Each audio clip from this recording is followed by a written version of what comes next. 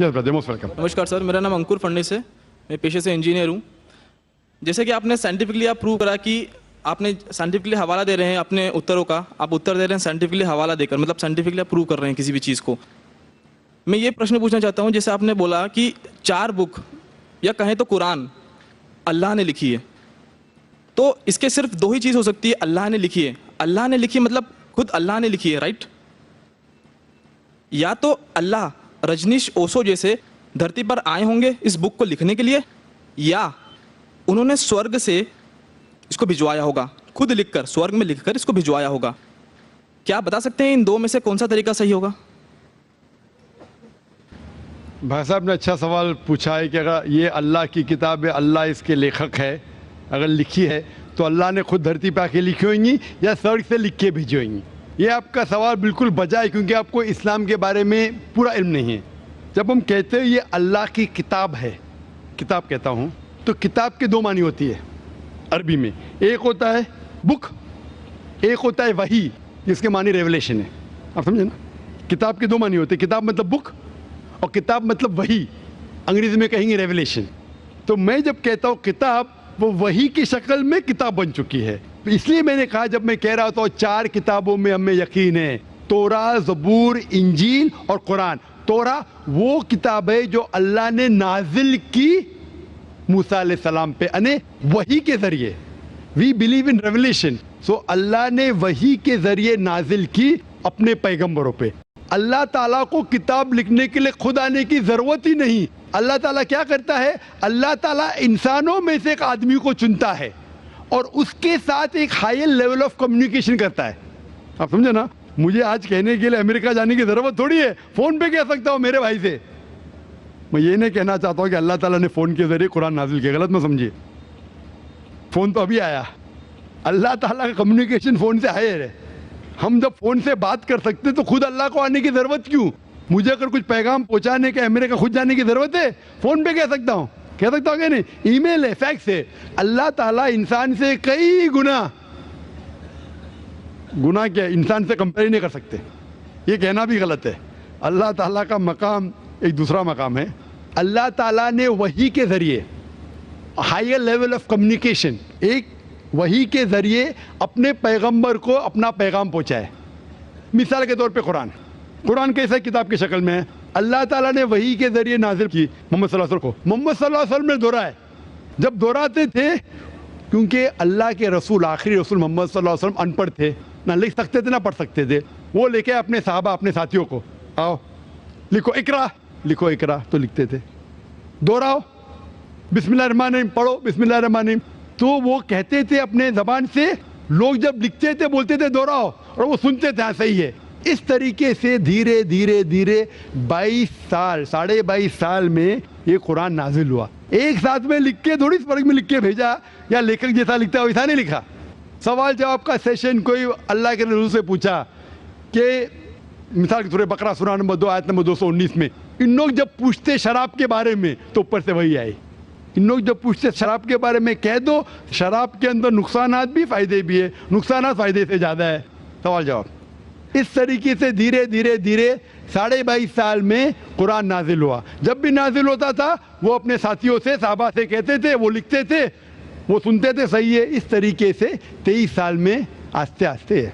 लेखक में कहता हूँ हिंदी में, बेस्ट इज, अरबी में कहेंगे ये अल्लाह का कलाम है, मतलब not that he wrote it himself, he is the author. आप समझ रहे ना?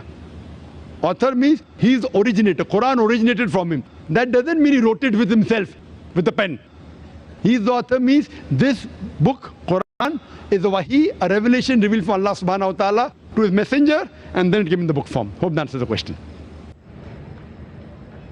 माइक नंबर 2 पे अगर कोई गैर मुस्लिम भाई हो तो उनको तरजीह दी जाए। ये आखिरी 2 सवालों में से सेकंड लास्ट सवाल है, यानी आखिर से पहले का सवाल है ये। Good evening, sir. This is Ammar here. Actually, I wanted to ask you something. As of now, what I have gained certain knowledge about the Islam, every religion tells you if you hurt someone, you're bound to get hurt. In spite of that, there is major animosity between different religions in the whole world. So I wanted to know how can we eradicate that?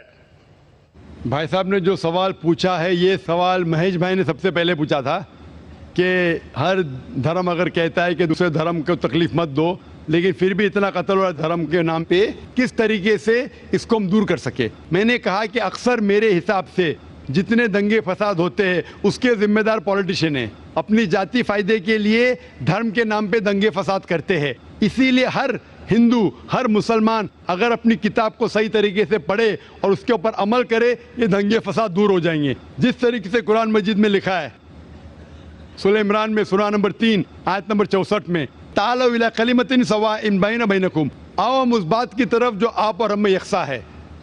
Is it because of certain misconceptions among people? بھائی صاحب نے پوچھے کہ کیوں غلط فہمی, اس کی وجہ سے بالکل صحیح. غلط فہمی اس لیے اگر یہ غلط فہمی دور ہو جائیں گی اور ہم ایک دوسرے کے دھرم کو جانیں تو ہمیں پتہ لگے گا کہ سارے دھرم کہتے ہیں کہ ایک ہی خدا ہے, ایک ہی ایشور ہے, ایک ہی اللہ ہے اور صرف اس ایشور کی عبادت کرنا چاہیے, اس کے علاوہ نہیں. انشاءاللہ بھائی چارہ بڑھے گا اور ہم ایک دوسرے کو سمجھ پائیں گے اور یہ دنگے فساد قتل بند ہو جائیں گے. Thank you, sir. اور اب اس نشست کا آخری سوال مائک نمبر 1 سے. توریت, زبور اور انجیل. توریت موسیٰ علیہ السلام پہ نازل ہوا, داؤد علیہ السلام پر یہ کون سا تو زبور, ہاں, اور انجیل عیسیٰ علیہ السلام پہ نازل ہوا. تو ابھی یہ تینوں کیوں فارم میں نہیں ہے, مطلب ہے کیوں نہیں؟ قرآن ہے تو اس کو مکس اپ کر دیا لوگوں نے اور اس کا فارم کیوں نہیں ہے ابھی؟ توریت زبور انجیل کیوں نہیں ہے وہ کتاب ابھی؟ بھائی صاحب نے اچھا سوال پوچھا کہ اللہ نے نازل کیا تورا, پھر زبور, پھر انجیل, اب یہ سب کیوں نہیں, صرف قرآن کیوں؟ بھائی صاحب جب بک کا ایڈیشن نکلتا ہے نا, first edition, second edition, third edition, تو صرف لیٹسٹ ایڈیشن لگتے, پرانے ایڈیشن چھوڑ دیتے. کیونکہ جو مین ساری کتابوں میں ساری وحی میں بنیادی بات وہی تھی, ایک خدا کو مانو, اس کی عبادت کرو, نہ اس کی کوئی پرتیما ہے نہ کوئی مورتی ہے. لیکن جو مائنر پوائنٹس تھے, کس طریقے سے نماز پڑھنا شاید تبدیلی ہوئی, تھوڑا کھانے میں حلال تھا کبھی حرام ہوا, یہ تھوڑی بہت بات بدلتے گئے کیونکہ لوگ نے اس کتاب میں ملاوٹ کی.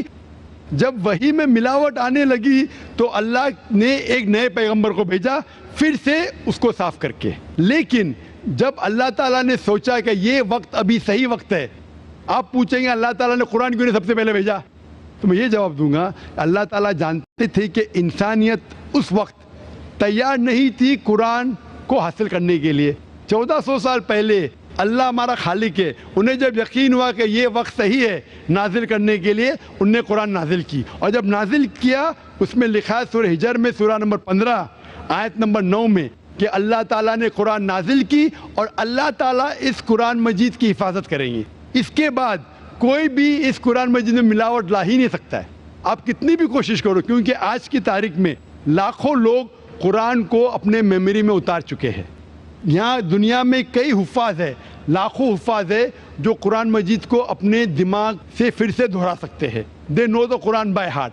کتنی بھی کوشش کرو, آج کی تاریخ میں اگر آپ سارے قرآن مجید کو جلا بھی دیں گے نعوذ باللہ, پھر بھی ممکن نہیں کہ قرآن کو آپ ختم کر سکیں گے, کیونکہ اللہ تعالیٰ کا وعدہ ہے کہ قرآن کو میں نے نازل کیا ہوں اور میں اس کی حفاظت کروں گا. اسی لیے اس کے بعد کوئی بھی قرآن نہیں آنے والا, کوئی بھی نئی وحی نہیں آنے والی. اسی لیے اللہ تعالیٰ فرمائے کہ آخری وحی کی حفاظت کریں گے, تو کہ تا قیامت ہر انسان کے لیے ایک انسٹرکشن مینول موجود ہے.